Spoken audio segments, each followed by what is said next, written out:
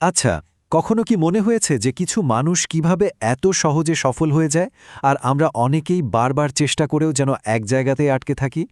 আসল সমস্যাটা কিন্তু মোটিভেশনের অভাব নয়। সমস্যাটা লুকিয়ে আছে আমাদের প্রতিদিনের ছোট ছোট অভ্যাসের মধ্যে। তো আজ আমরা জেমস ক্লিয়ারের সেই বিখ্যাত বই অ্যাটমিক হ্যাবিটসের গভীরে যাব আর দেখব কিভাবে একদম পরমাণুর মতো ছোট ছোট অভ্যাস আমাদের জীবনকে পুরোপুরি বদলে দিতে পারে। এই আলোচনায় আমরা মূলত ৫টা বিষয় দেখব।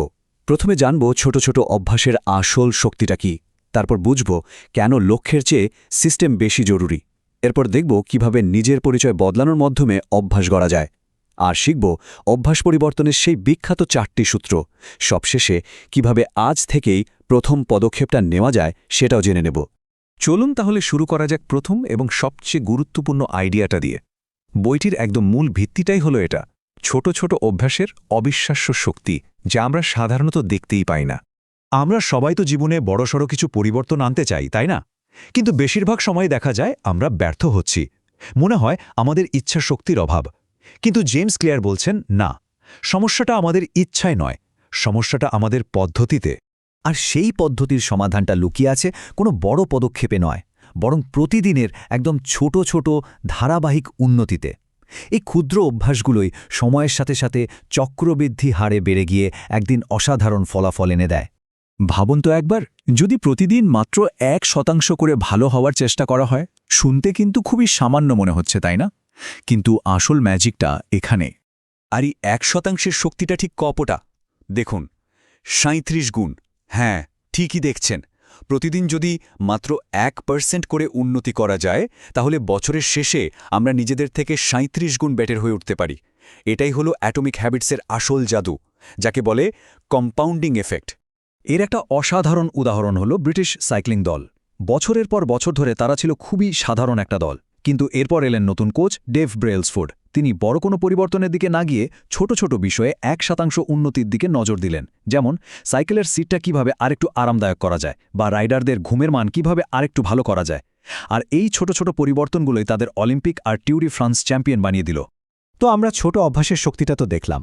এখন চলুন বইটার দ্বিতীয় গুরুত্বপূর্ণ আইডিয়াটা দেখি, যেটা আমাদের সাফল্যের পুরো ধারণাটাই বদলে দিতে পারে। জেমস ক্লিয়ার বলছেন, আমাদের ফোকাসটা ফলাফলের ওপর থেকে সরিয়ে প্রক্রিয়ার ওপর আনতে হবে। মানে লক্ষ্যের থেকেও সিস্টেম অনেক বেশি জরুরি। বিষয়টা বুঝতে এই উদাহরণটা দারুণ। ধরুন, দুজন ছাত্র আছে। একজনের লক্ষ্য আমাকে পরীক্ষায় টপ করতে হবে, আর অন্যজনের লক্ষ্যটা হলো একটা সিস্টেম, আমি রোজ ৩ ঘন্টা করে পড়ব। ভাবুন তো, কার সফল হওয়ার সম্ভাবনা বেশি? অবশ্যই দ্বিতীয় জনের। কারণ লক্ষ্য বা গোল তো শুধু আমাদের রাস্তাটা দেখিয়ে দেয়, কিন্তু আসল কাজটা করে সিস্টেম। এই সিস্টেমটাই আমাদের সেই লক্ষ্যে পৌঁছে দেয়। বেশ, আমরা সিস্টেমের গুরুত্ব তো বুঝলাম, কিন্তু অভ্যাসগুলোকে একদম স্থায়ী করে ফেলার জন্য আমাদের আরও এক ধাপ গভীরে যেতে হবে। আর এখানেই আসছে বইটির তৃতীয় এবং সম্ভবত সবচেয়ে শক্তিশালী ধারণাটা।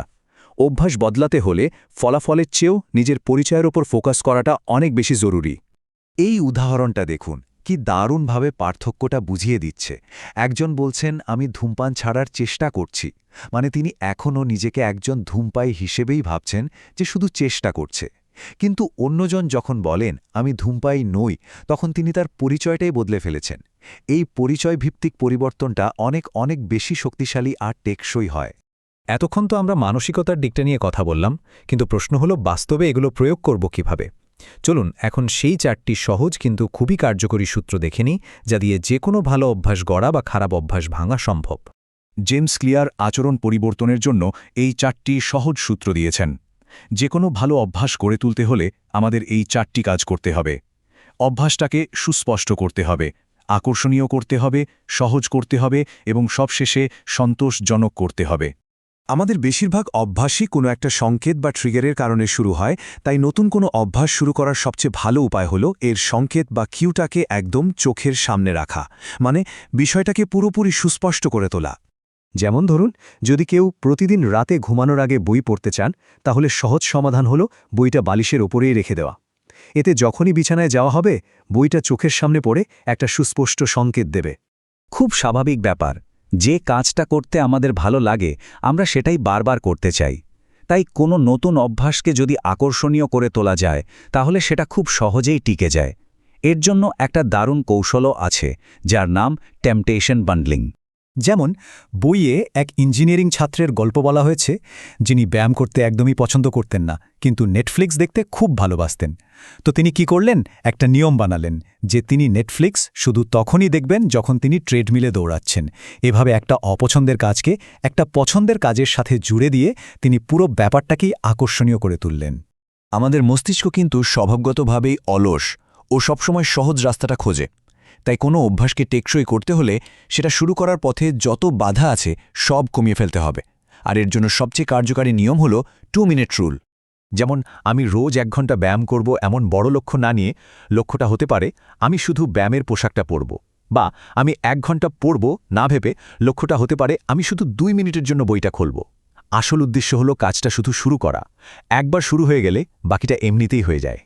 আমাদের মস্তিষ্ক তাৎক্ষণিক পুরস্কার বা ইমিডিয়েট গ্র্যাটিফিকেশন পেতে ভালোবাসে। ভালো অভ্যাসগুলোর সমস্যা হলো এগুলোর পুরস্কার পেতে অনেক দেরি হয়। তাই অভ্যাসটা চালিয়ে যাওয়ার জন্য আমাদের নিজেদেরই কোনো একটা তাৎক্ষণিক সন্তুষ্টির ব্যবস্থা করতে হবে। যেমন বইয়ের একটি গল্পে এক ব্যক্তি প্রতিবার ওয়ার্কআউট শেষ করে একটা কাচের বয়ামে একটা করে কয়েন রাখতেন। মাস শেষে যখন বয়ামটা ভরে যেত, এই যে নিজের চোখে অগ্রগতিটা দেখা, এটাই তাকে দারুণভাবে উৎসাহিত করত। এটাই ছিল তার জন্য তাৎক্ষণিক পুরস্কার। আমরা এই আলোচনার প্রায় শেষ পর্যায়ে চলে এসেছি। এতক্ষণে আমরা ছোট অভ্যাসের শক্তি, সিস্টেমের গুরুত্ব, পরিচয়ের পরিবর্তন এবং অভ্যাস করার 4টি সূত্র সম্পর্কে জেনেছি। এখন সময় হল এই সব কিছুকে একসাথে করে কাজে লাগানোর। আমাদের সবসময় মনে রাখতে হবে, সাফল্য কিন্তু রাতারাতি আসে না। এটা কোনো একটা বড় পদক্ষেপের ফল নয়, বরং এটা হলো প্রতিদিন ধারাবাহিকভাবে করা অনেকগুলো ছোট ছোট অভ্যাসের যোগফল। তো এই পুরো আলোচনা শেষে একটাই প্রশ্ন থেকে যায়, তাই না? এমন কোনো একটা 1%-এর ছোট পরিবর্তন আছে যা আমরা আজ ঠিক এখন থেকেই শুরু করতে পারি? কারণ কে জানে, হয়তো অনেক বছর পর পিছনে ফিরে তাকালে মনে হবে ওই ছোট্ট একটা পদক্ষেপই আমাদের জীবনটা বদলে দিয়েছিল।